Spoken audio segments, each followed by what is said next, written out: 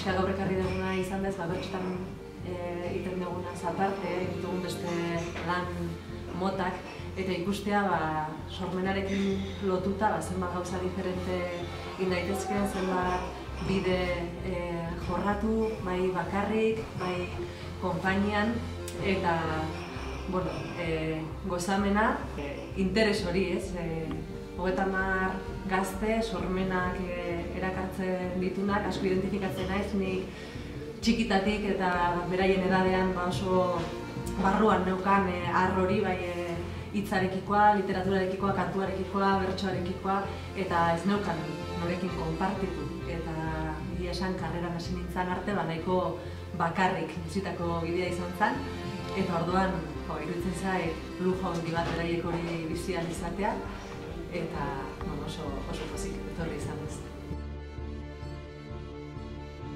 Gauzak ez direla berez gertatzen, ez gertarazi, eta ez da honako leku bat da, horretarako leku aparta, ez da.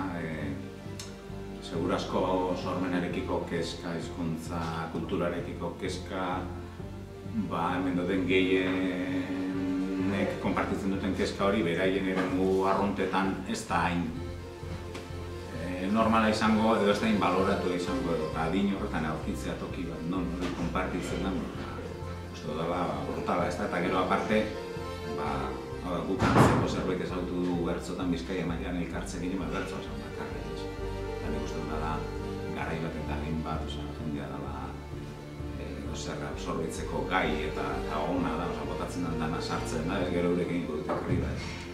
Orduan, gozada bat, ez dakit.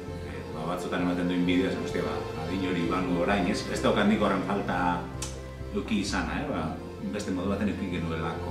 Baina hau da osatuagoa, hobea, eta hemen gertatzen dena ona da, baina segurazko hemendik sortzen den sarea, gero hori oraindik interes.